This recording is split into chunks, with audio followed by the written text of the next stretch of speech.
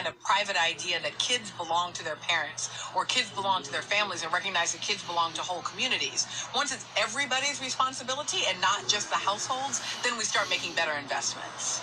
Now, Richard, this is the quote that we uncovered from Adolf Hitler from a speech that he gave in 1933. He stated, "When an opponent declares, 'I will not come over to your side,' I calmly say, 'Your child belongs to us already. What are you? You will pass on your descendants. However, now stand in the new camp. In a short time, they will know nothing else but this new community." As someone who's adept at translating collectivism into understandable English, could you tell us what she is saying here and the common ground that is shared with Adolf Hitler and why this should concern us? Well, that's a famous quote by Hitler, but it's not the only quote that speaks about, give us the control of your child by age 5 and we'll have him forever. Lenin said similar things. The Jesuits have said similar things. So it's all about indoctrinating our youth into a new way of life where the morals and values are irrational. They have no connection to existence, and an individual becomes part of a collective through citizenship to a state. And once that citizenship to a state becomes tyrannical, if your government's not serving you, if they're not acting like servants and they're acting like authorities, how did they get those special rights? What is the train of logic from me and you that they got rights that we don't have? And so when you encounter that irrationality, you have to stop and think, because history does repeat itself, and without focusing on the words that are actually being said, for instance, in that MSNBC propagandized promo, there's 4 declarative sentences in there. If you analyze the terms are ambiguous, the premises are untrue, there's many contradictions within those 4 sentences, and therefore it's an intellectually bankrupt position. I don't want to speak on the messenger, I want to speak on the message. Because when you do not dismiss that as arbitrary and carry on thinking that, oh, it's a good idea, our kids belong to us, but they're also part of the collective.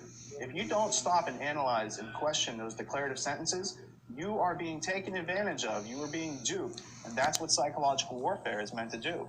Richard, this may seem like an odd question for some of our audience, but could you focus on what statists mean when they refer to community? That is a term that's very commonplace, but is it correct to say that it takes on a sinister connotation when it's employed by the likes of Melissa Harris Perry?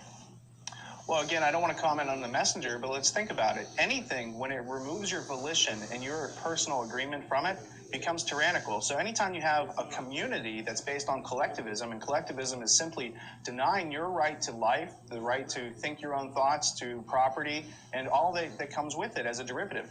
The derivatives of that are known as the Bill of Rights.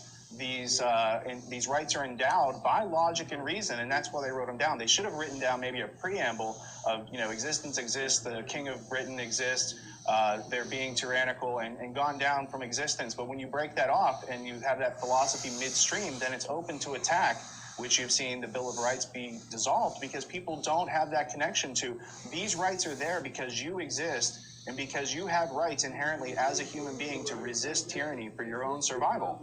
And so forgetting that brings us under control. Forgetting that brings us under control. A religious freedom ruling has enabled devil worshippers in Florida to hand out educational material about their beliefs. A school sparking outrage for calling the sheriff's office on a 7-year-old for handing out, get this, Bible verses. A school in the USA will now allow satanic books to be distributed to children after a Florida judge ruled in its favor.